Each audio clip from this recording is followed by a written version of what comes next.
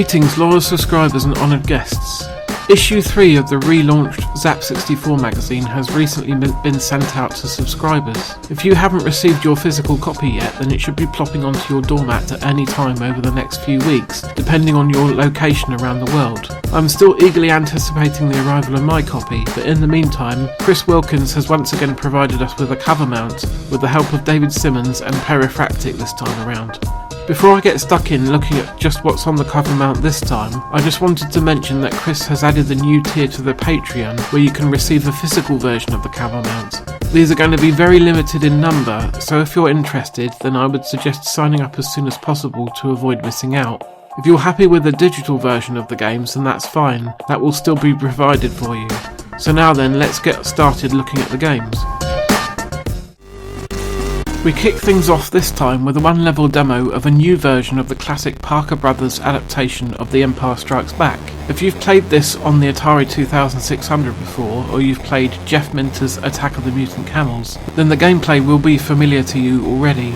You are presented with a side-on view of the planet Hoth, and you are going up against a wave of intimidating AT-AT walkers in your snowspeeder. Instead of using harpoons and tow cables to bring them down like Luke and the Rebels did in the movie, you have to blast away at the body of the AT-ATs until a weak point flashes. Then, a well-placed shot will destroy that AT-AT once and for all, freeing you up to attack the next one.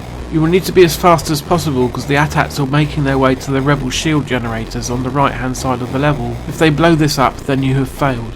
In terms of gameplay, this feels just like the classic version of the game. It's the presentation that has had an upgrade with a lot more detail and colour thanks to the added power of the Commodore 64. Everyone involved with this project has done a great job, including the music, which is a nice SID implementation of the iconic Imperial March from the movie. It took me a couple of games to warm up a bit and I was able to beat the level on my second try. Normally the game would loop at this point and then ramp up the difficulty a little bit, but this being a demo you are taken back to the title screen. This is a nice little taster for the full game from Megastyle and I look forward to playing the full release in the future.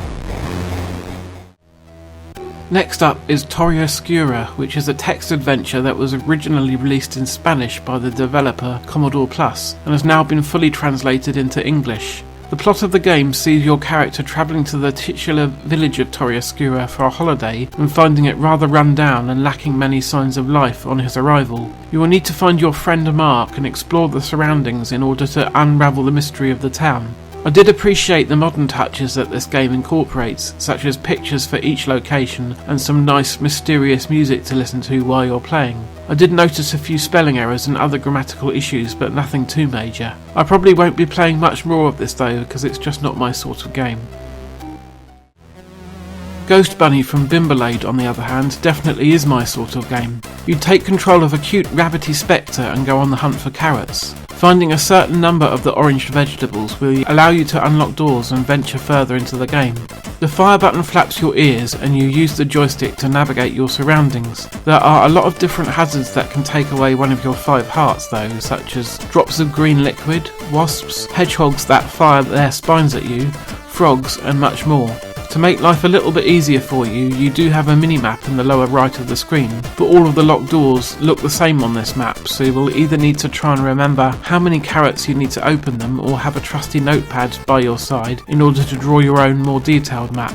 Ghost Bunny avoids the common frustration of up to jump by not having a jump at all and instead using the fire button to flap, which feels good and responsive.